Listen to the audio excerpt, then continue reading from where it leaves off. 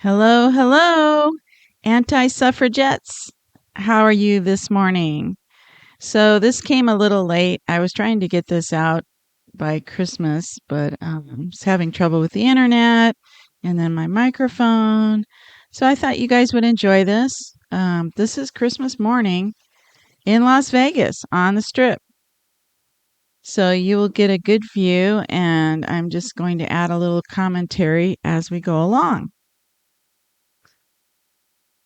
Okay, so coming up on the left, you will see the Mandalay Bay.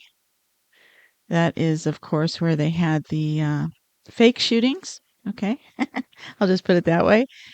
Um, and then it looks like Little Chapel of the West on the right. That's where my folks were married. And palm trees galore. So there's a story about the palm trees too. So that's pretty interesting. But we won't go into that today. And of course, there's your McDonald's on the right next to a liquor outlet. How about that? Okay, so here's the Mandalay Bay on the left. And I thought I'd take this opportunity to also talk about, I don't know if you noticed a theme with Adeline Shepard's most well known works, the wireless rag and the live wire rag. There seems to be a little theme there about wires. So we all love wires, right? Tripping over them and having them in the air. So we're going to talk about a little bit about why it was such a major discussion in the early 1900s. And this is according to Grok. Okay, so this is Grok 4.1. And he says in the early 1900s, roughly the 1890s to the 1910s, there was an intense public, scientific, and commercial fascination with both wired and wireless technologies because they represented a dramatic leap in how humans could communicate and harness electricity, shattering previous limits of distance, speed, and physical connection. So, with wired technology, we have the telephone and the telegraph boom. By the late 19th century, wired systems like the electrical telegraph, perfected in the 1840s by Samuel Morse, had already revolutionized long distance messaging, enabling near instant communication across continents via undersea cables. First transatlantic in 1858. Okay, before I miss it, on the left you'll see the Luxor Hotel. That is the pyramid-shaped building that's been around for many, many years. And one thing I noticed last year was it was pretty cloudy out at night, and I went outside, and that light, it goes into space. It's supposed to be seen by the moon, that light, that particular light, because it's so piercing. I could see it going under the clouds, and it actually looked like there was a dome, the way the light was bending. So it made me think that we were in a dome. So at that point, I thought, I don't know. You have to check it out yourself if you're ever in Las Vegas. But that light kind of gives it away. I think there is a dome. Anyways, okay, then on the left side, we also have the New York casino. And this was kind of all built in the 90s. So they tried to copy different world areas like the Paris with the Eiffel Tower. And on the right, there's some things to see. So we've got I think the M&M. Oh, here's the Coca-Cola place. I have not been inside those places, but there's the Hard Rock. You can see the big guitar. And then coming up on the left, I think I've gone into the aria maybe one time. Yeah. But moving on, so the telephone was invented by Alexander Graham Bell in 1876. And this was by transmitting actual voice, something previously unimaginable. And then there was a rapid expansion. By 1900, millions of telephones were in use in the US and Europe, with networks growing explosively. Cities saw telephone girls manually connecting calls on switchboards, and transcontinental calls became possible by 1915. And then there was a fascination with hearing real human voices from hundreds or thousands of miles away, making it feel miraculous. It transformed business, personal relationships, emergency response, and daily life, creating a sense of shrinking the world.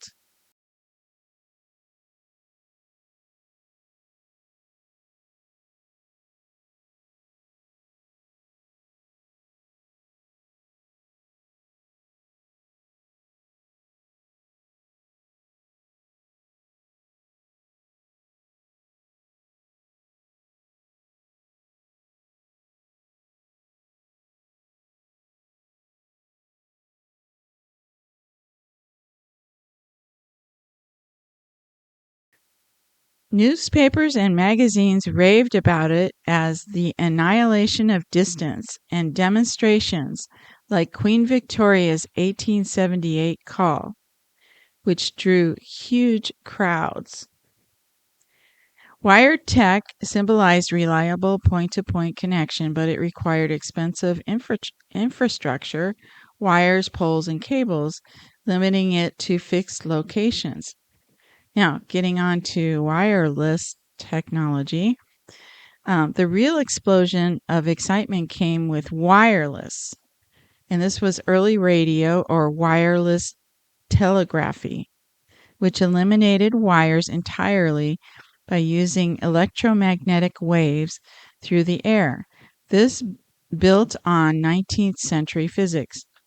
James Clerk Maxwell theorized electromagnetic waves in 1864 to 1873. Heinrich Hertz experimentally proved their existence in 1887 to 1888. And pioneers like Oliver Lodge, Jagadish Chandra Bose, and others demonstrated transmission detection in the 1890s. But the star was, okay, I'm just going to say Marconi because I'm going to get it wrong. So Marconi, who turned lab experiments into practical systems.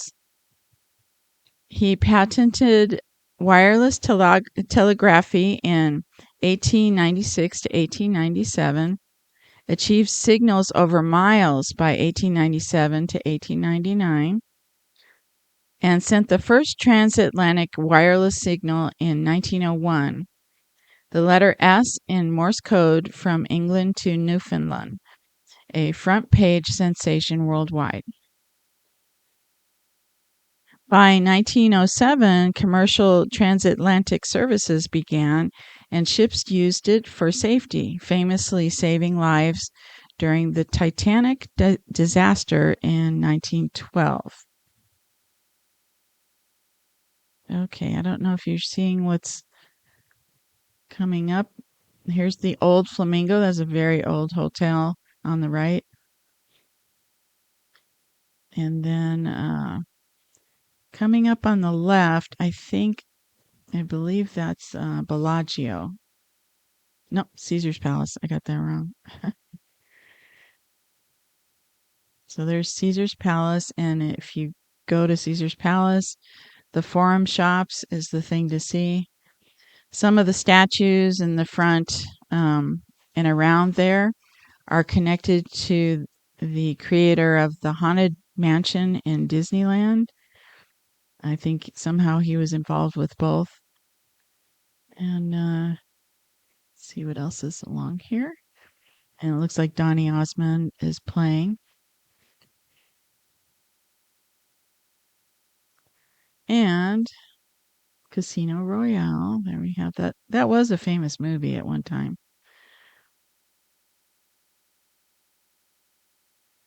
Okay, and then coming up, let's see. This is Treasure Island. Yeah, this is Treasure Island coming up. They also call it the TI. All right, so other milestones about wireless were from Reginald Fessenden. He transmitted the first audio, speech, and music wirelessly in 1900 and broadcast on Christmas Eve, 1906. And then Nikola Tesla experimented with wireless power transmission, and they thought it was exciting because there were no wires and there were freedom from physical infrastructure. Messages could reach ships at sea, remote areas, or across oceans without cables. Revolutionary for navigation, military news, and emergencies.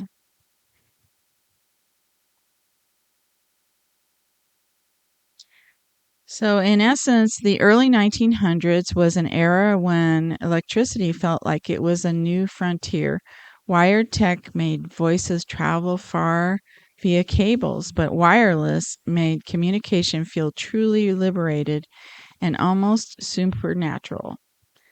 This duality drove massive investment, patents, battles, Marconi versus Tesla, etc., and cultural hype, laying the foundation for modern radio, broadcasting, mobile phones, and Wi Fi.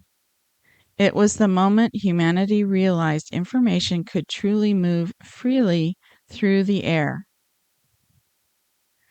Okay, so then you see up on the right, it is the Wynn Las Vegas, and I think that's Encore, if I'm reading that right.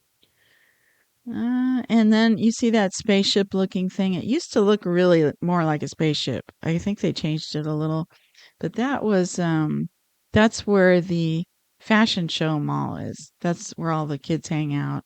People like to go shopping there, walk around.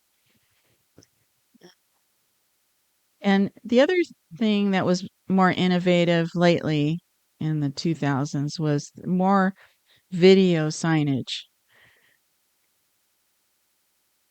which is good, I guess. Used to be all static signs. Yeah, and I think that's the Encore up there. But this was my gift from Santa. I got this Rove camera. So I also got a microphone, a better microphone, but right now, today, it's not working. So I had a fit and I thought, I'm just going to go take it easy and come back and try this later. But it turns out I have to get another piece of equipment to make it work right. So that's okay.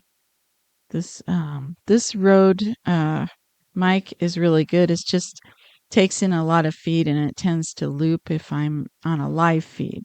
So that's why I wanted to get the dynamic pod mic from Rode. So if you have any suggestions in the comments, you can tell me what equipment works really well with it. Okay. So, and this is my Christmas gift to you, writing down the strip. I'm sure some of you have not seen it on Christmas Day. As you can see, it's very sparse. I mean, it was so awesome. No cars around, hardly. What kind of kills it during November is they have a big race here, and then everybody has to go around the construction for the race, and it's mostly annoying. I don't know why the Las Vegas CEOs let it happen because it's killed a lot of business for tourism. But, anyways, I was enjoying going down the strip without any traffic. It was great.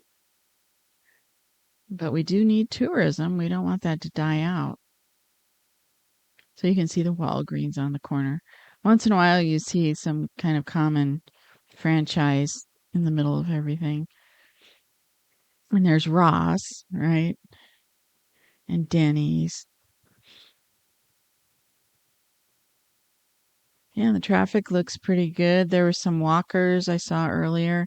Now, as you saw the town square earlier, there's a new putting green there. I didn't know about it. It's kind of neat. And then you saw my elementary school. I used to walk to school, and now it's a dirt lot. Okay, so here is Denny's. Yay, Denny's. The worst food. No.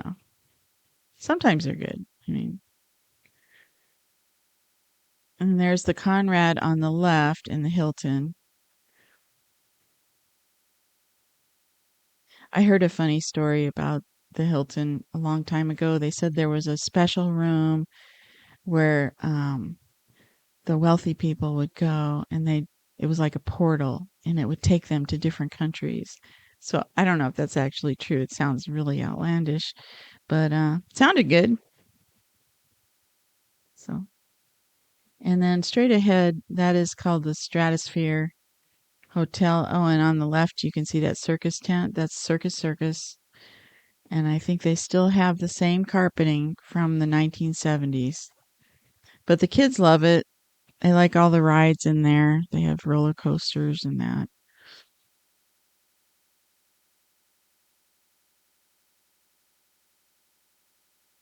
Okay.